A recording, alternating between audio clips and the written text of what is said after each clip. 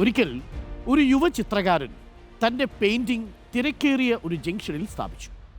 എന്നിട്ട് ഒരു കുറിപ്പ് ആ ചിത്രത്തോടൊപ്പം എഴുതി വെച്ചു. ഈ പെയിൻറ്റിങ്ങിൽ എന്തെങ്കിലും തെറ്റ് കണ്ടെത്തിയാൽ അവിടെ ഒരടയാളമിടുക. വൈകുന്നേരം പെയിൻറ്റിംഗ് പരിശോധിക്കാനെത്തിയ ചിത്രകാരൻ്റെ ഹൃദയം പക്ഷെ തകർന്നുപോയി. 100 കണക്കിന് അടയാളങ്ങളാണ് കാഴ്ചക്കാർ ആ ചിത്രത്തിൽ വരച്ചിട്ട് പോയത്. തെറ്റ് കണ്ടാൽ അടയാളപ്പെടുത്താനല്ലേ പറഞ്ഞത്? എല്ലാവരും തെറ്റ് കണ്ടുപിടിച്ചു, കുറവ് കണ്ടുപിടിച്ചു. എന്നിട്ട് അതവിടെ വരച്ചും കുത്തിയും അടയാളപ്പെടുത്തിപ്പോയി. തൻ്റെ കഴിവിലുള്ള വിശ്വാസം ചോർന്നുപോയ ആ യുവ ചിത്രകാരൻ അന്നത്തോടെ പെയിൻറ്റിങ് തന്നെ നിർത്തി. മാസങ്ങൾ കഴിഞ്ഞും ആ സംഭവമുണ്ടാക്കിയ വിഷാദത്തിൽ നിന്ന് അവന് പുറത്തു കടക്കാൻ കഴിഞ്ഞില്ല. ഇത് കണ്ട് വിഷമം തോന്നിയ അയാളുടെ അമ്മ അവനോട് ഒരു പുതിയൊരാശയം പങ്കുവച്ചു. അതേ ജംഗ്ഷനിൽ വീണ്ടും ഒരു പെയിൻറ്റിങ് നീ വയ്ക്കുക. ഇത്തവണ കുറച്ചുകൂടി വ്യത്യസ്തമായൊരു കുറിപ്പായിരിക്കണം കേട്ടോ. ചിത്രകാരൻ സമ്മതിച്ചു.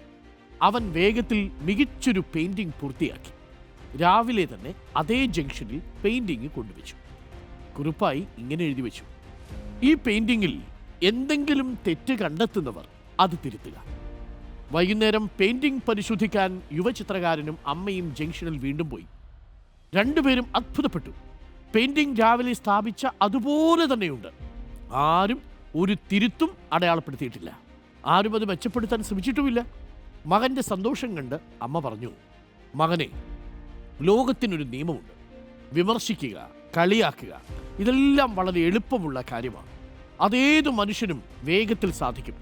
നിന്റെ തെറ്റും കുറവും കണ്ടെത്താൻ ആർക്കാ പറ്റാത്തത്?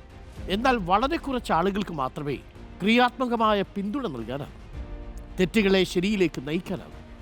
സ്വയം മെച്ചപ്പെടുത്താൻ കഴിവോ അറിവോ ഇല്ലാത്തവർ മറ്റുള്ളവരുടെ തെറ്റുകൾ കണ്ടെത്താനും അവരെ അപമാനിക്കാനും മാത്രം ശ്രമിച്ചുകൊണ്ടേയിരിക്കും. അത്തരക്കാരുടെ അഭിപ്രായങ്ങളെ ഒരിക്കലും നിങ്ങൾ മുഖവിലേക്ക് എടുക്കരുത്.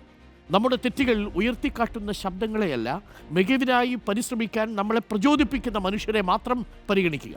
നിങ്ങളുടെ കൂടെ കൂട്ടുക. നിങ്ങളുടെ കൂട്ടുകാരിലും ചിലരുണ്ടാവും. നിങ്ങളുടെ തൊഴിലിടങ്ങളിൽ, നിങ്ങളുടെ സൗഹൃദ വലയങ്ങളിൽ, നിങ്ങളുടെ പ്രണയബന്ധങ്ങളിൽ എന്തു ചെയ്താലും കുറ്റം മാത്രം പറയുന്ന കുറച്ച് മനുഷ്യർ. അവരെ അങ്ങോട്ട് മാറ്റി നിർത്തുക. പക്ഷേ നിങ്ങളിൽ കുറ്റമുണ്ടെങ്കിലും ആ കുറ്റം കുറ്റമായി നിങ്ങളുടെ മുന്നിൽ പറയാതെ, ഇന്നത് ചെയ്താൽ കുറച്ചുകൂടി നന്നായിരിക്കും, നമുക്ക് ഇങ്ങനെയൊക്കെ ചെയ്താലോ എന്നു പറഞ്ഞ് നിങ്ങളെ പ്രതിഭയുടെ തീരെ തടയിക്കാൻ ശ്രമിക്കുന്ന മനുഷ്യരുമുണ്ട്.